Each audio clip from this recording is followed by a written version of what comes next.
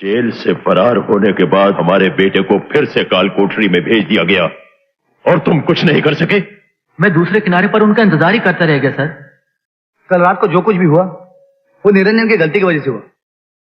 अगर वो उस एसीपी के बेटे को साथ में लेके नहीं भागता तो उसका भाई वहां पे कभी नहीं पहुंचता। कौन भाई? कौन पहुंच गया वहां? देवा।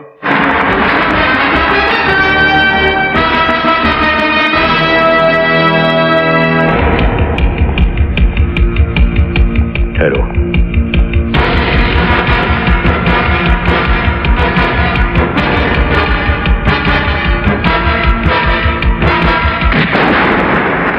मुझे पता है आपके और कानून के बीच में जंग चल रही है।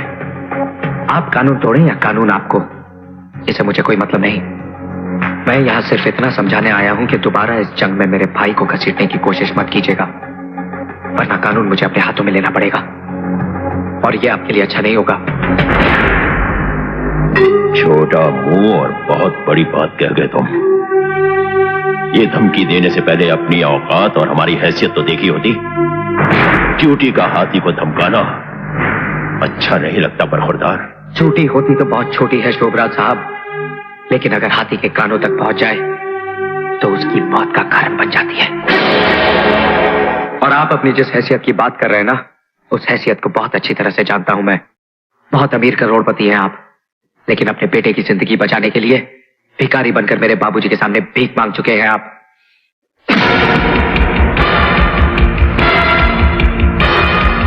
सुना है ये हाथ मेरे बाबूजी के गिरे बाग तक भी पहुंच चुके हैं।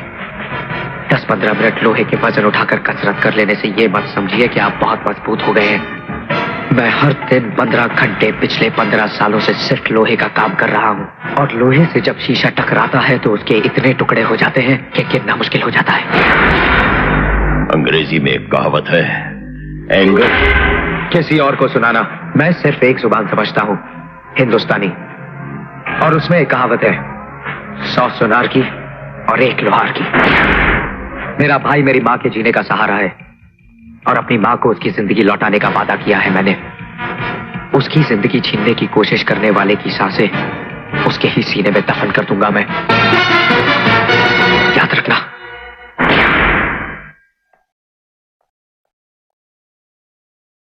सर, अगर आप कहें तो। नहीं माइकल, मैं तो समझता था कि इसका बाप ही नाग है, लेकिन ये हरामजादा तो कोबरा निकला। दोनों के फन को चलने का कोई दूसरा तरीका सोचना पड़ेगा। क्या कह रहा था वो? कि उसका भाई उसकी मां के जीने का सहारा है? तब तो सहारे को जल्द अज जल्द फांसी होनी चाहिए। प्रेस कॉन्फ्रेंस बुलाओ।